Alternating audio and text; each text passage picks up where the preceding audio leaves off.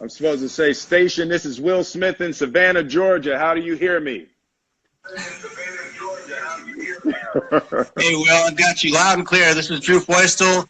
I'm taking over the National Geographic Instagram Live from the International Space Station. What's happening, Drew? I'm just up here hanging around about 250 miles above the planet, flying over, just flew over Australia and head towards New Zealand right now. Wow, that is fantastic. I just came back from Australia. Yeah, you probably had a different view than we have from up here. No, this is amazing to me. I'm trying to figure out how I can be on my cell phone with you in space, and my phone drops calls on Mulholland Highway in LA. Well, there's no guarantee we won't be dropping calls now, but we'll give it our best shot. Hey, man. Well, thank you very much for doing this. I'm very excited about this. I've been up all night. I've been on Instagram, but downloading questions from the fans and stuff. And you know, there are a couple that were really at the top. You know. And, you know, in my 8-year-old mind, I was really attracted to these first couple of questions. So you'll have to excuse me.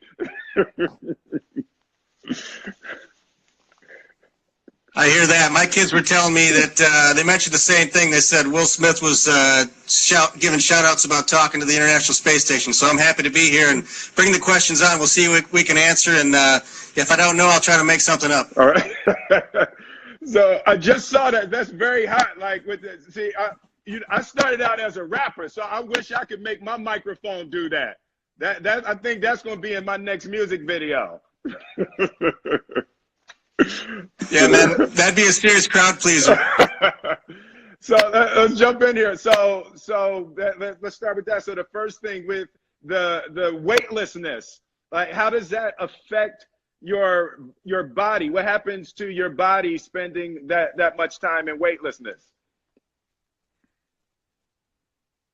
Well, we've been up here now for almost 3 weeks, and most of what we notice is what we call fluid shift. So I may look a little younger, at least I hope I do, because I've lost some of the wrinkles in my face, and my eyes get a little puffy, and my legs get real skinny. So, you know, if you want to get on a good weight loss program, this is a good place to be, because you'll immediately notice the difference, and everything on the lower half of your body gets skinny, and everything on the upper half of your body gets a little bigger. So that's the main effect that we see right away from being weightless and being in microgravity. So how does that affect your like muscles, or you know, it seems like it would have a similar effect to atrophy, like you actually don't get to use them? Yeah, well, I guess that's a scientific part. I mean, for me, it's like being at a gun show every day, because, you know, the biceps are getting huge up here, and we're working out every day, so that's kind of cool. But, you know, to counteract that muscle atrophy, we exercise every day. We spend about an hour on the resistive exercise device, which is, you know, kind of using dampeners and springs to push back on the forces we put into it, to be able to do bench press, bicep curls, squats, those sort of things. And then we run on a treadmill for about 30 to 40 minutes as well. So those things are what helps us counteract muscle atrophy and the changes in our bones. Got it. So what is your current mission? What are you up there doing right now?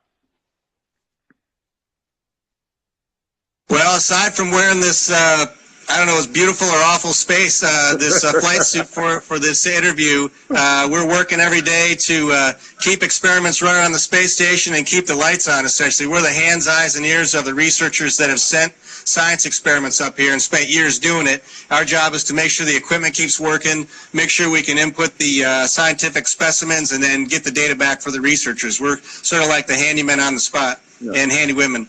So in terms of the broader question of space exploration, I got a lot of questions about what is the overall point in your mind. So what's the overall point of human exploration of space?